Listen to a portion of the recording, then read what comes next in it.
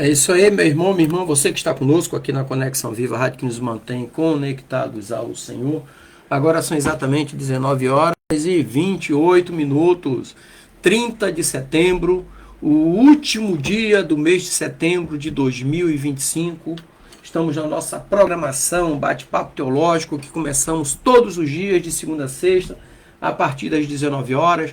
Você que nos acompanha pela nossa rádio, agora também você nos acompanha pela nossa rede social, o Facebook. E hoje eu quero trazer um assunto bem interessante. Por quê? Porque nós estamos vivendo dias, né, que muitas coisas estão acontecendo no mundo. Nós temos conflito na faixa de Gaza, Israel e o Hamas. Nós temos conflito entre Rússia e Ucrânia. Nós temos conflito em outros lugares no mundo. Nós tivemos uma reunião esses dias em que Netanyahu, primeiro-ministro de Israel, anunciou a possível construção do terceiro templo. Estava presente a filha de Donald Trump e o seu genro lá em Tel Aviv, na reunião presente ali com Netanyahu, primeiro-ministro de Israel. Mas o que eu quero trazer para você nessa noite, no nosso bate-papo, é a advertência contra os anticristos, que é uma descrição que João faz ali na sua primeira carta, no capítulo 2, do versículo 18 ao 23. Né? Então, eu quero ler para vocês o texto aqui. Primeira carta de João, capítulo 2, do versículo 18 ao 23, que diz assim: Filhinhos, é já a última hora, e como ouvistes que vem o anticristo, também agora muitos se têm feito os anticristos, por onde conhecemos que é já a última hora. Saíram de nós, mas não eram de nós, porque se fossem de nós, ficariam conosco. Mas isto é para que se manifestasse que não são todos de nós. E vós tendes a unção do Santo, e sabeis tudo. Não vos escrevi porque não soubesses a verdade, mas porque a sabeis, e porque nenhuma mentira vem da verdade. Quem é o mentiroso, senão aquele que nega que Jesus é o Cristo? É o anticristo, esse mesmo que nega o Pai e o Filho. Qualquer que nega o Filho também não tem o Pai. E aquele que confessa o Filho tem também o Pai. Bom, imagine por um momento uma comunidade cristã que, apesar de sua sinceridade inicial, começa a se desviar da verdade. Ou seja, pessoas que antes declaravam Jesus como Cristo, agora questionam e negam, ou também introduzem doutrinas contrárias à essência do Evangelho, do que está na palavra. Então talvez você até já tenha visto isso acontecer nos dias de hoje, na nossa sociedade, onde falsos ensinamentos e ideologias se infiltram sorrateiramente. Você já deve ter ouvido falar da igreja da inclusão, por exemplo, sem agredir, sem agressão, nada, mas coisas assim. Ou seja, onde falsos ensinos e ideologias se infiltram sorrateiramente. Então a Bíblia, através do apóstolo João, nos alerta de uma maneira urgente, de uma forma urgente. Há anticristo. Existe anticristos entre nós. E devemos estar vigilantes. Então é por isso que hoje nós vamos refletir sobre essa advertência. Entendendo que quem são esses anticristos e como identificá-los. E como permanecermos fiéis à verdade em Cristo Jesus. A verdade que está em Cristo Jesus. A verdade que é Cristo Jesus. Jesus diz: eu sou o caminho, eu sou a verdade, eu sou a vida. Ninguém vem ao Pai. Quando ele diz ninguém vem ao Pai, porque eu estou com o Pai. Não é vai ao Pai, é vem ao Pai. Então, o contexto histórico dessa narrativa ali nos mostra que no final do primeiro século, a igreja cristã enfrentava desafios internos e externos. Internamente havia o surgimento de heresias e falsos mestres que negavam a divindade de Jesus ou estavam propondo doutrinas contrárias à verdade da fé. E, externamente, A ameaça era o Império Romano, que perseguia os seguidores de Jesus. E também tinha uma cultura pluralista, religiosa e filosófica, que se espalhava incentivando o relativismo da verdade. Meu Deus, relativismo da verdade? Para eles tudo é verdade. Então João, já envelhecido, experiente, ele escreve essa carta para fortalecer os crentes contra essas ameaças. Ele escreve para nos fortalecer contra essas ameaças. Então ele alerta que o espírito do anticristo já está presente no mundo e que há aqueles que negam a Jesus como Cristo. E eles negam Jesus como sendo o próprio Deus, como sendo o Filho de Deus, como sendo o enviado de Deus. Então essa ameaça não era apenas uma questão teológica, mas uma questão de fidelidade à identidade cristã. O próprio Jesus foi tentado por Satanás. E Satanás falou para ele, olha, na última tentação, todos esses reinos eu te darei, se prostrado me adorares. E mais tarde João diz, o mundo jaz no maligno, porque Jesus foi testemunha de que os reinos estavam nas mãos de Satanás. E Satanás queria dar para ele. Então o mundo jaz no maligno, o anticristo está presente ao longo da história. Então, de uma maneira teológica, o termo anticristo refere-se àquele que se opõe a Cristo, que nega a sua pessoa, que nega a missão de Cristo, que nega a divindade de Jesus. Então João adverte que o anticristo não é apenas um indivíduo, mas também uma força ou espírito que vem atuando através da história. E a presença do anticristo é uma prova de que o fim está próximo. Ou seja, eles representam uma oposição direta ao plano divino da salvação.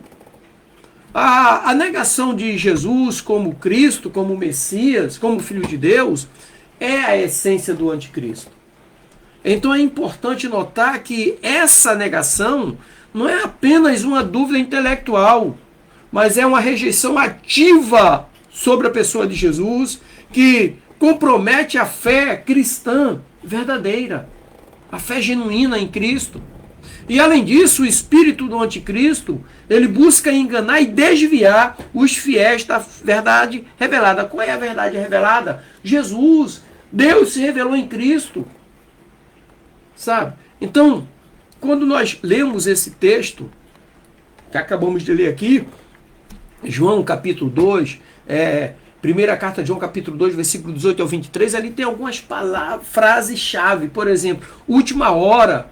Quando João fala última hora, refere-se ao período final antes do retorno de Cristo, que é marcado por intensificação do conflito espiritual, o mal contra o bem, mas o bem vence, porque Jesus é o vencedor da história.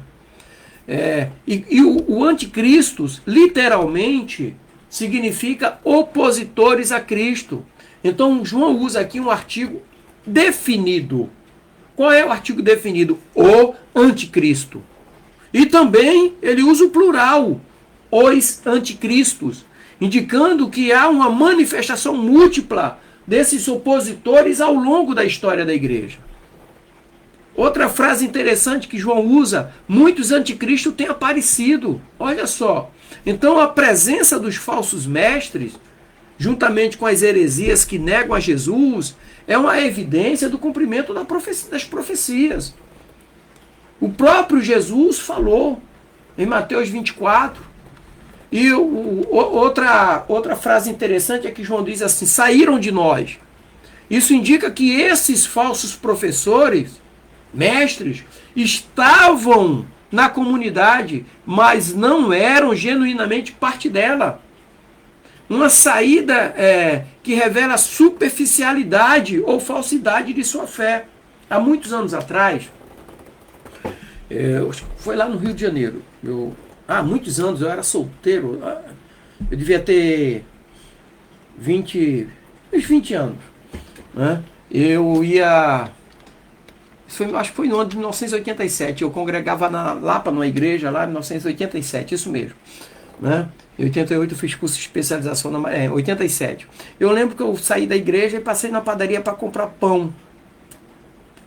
Tem uma padaria ali na Mensah que vendia pão. A padaria ficava acho que até meia-noite, fazia lanche, tinha lanchonete, padaria, tudo junto.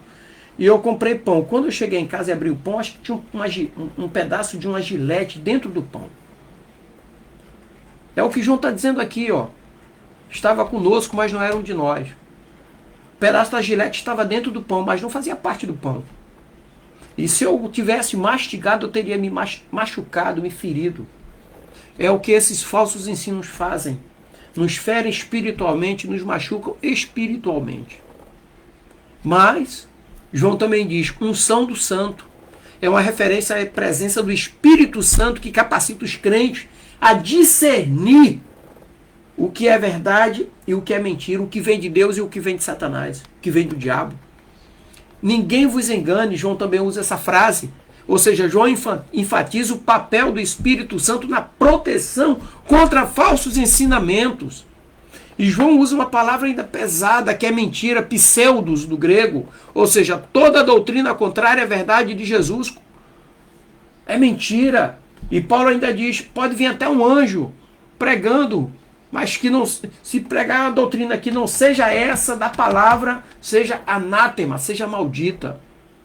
Ok? E quando nós lemos ali, na segunda carta de João, ali no versículo 7 diz assim, porque muitos enganadores entraram no mundo, os quais não confessam Jesus Cristo vindo em carne.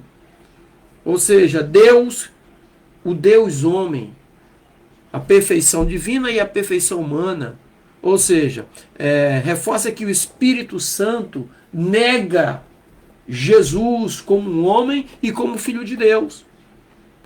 Em 2 Timóteo, Paulo escrevendo a Timóteo na segunda carta, capítulo 3, versículo 13, diz, mas os impostores irão de mal a pior, enganando e sendo enganados. Aqui mostra o caráter enganoso e progressivo desses falsos ensinos. Olha só, um falso ensino que ele é progressivo, ele vai crescendo a cada dia. E como eu falei de Mateus 24, né, o próprio Jesus falando, Mateus 24, do versículo 23 ao 25, Jesus alerta sobre falsos cristos, falsos profetas, reforçando a necessidade da vigilância. E se nós formos olhar para a história da igreja, durante a história da igreja, diversos movimentos e heresias surgiram, como, por exemplo, o arianismo, que negava a divindade de Jesus, ou também o gnosticismo, que distanciava Jesus da carne. Então essas heresias representam manifestações do espírito do anticristo, que tenta distorcer a verdade central do evangelho.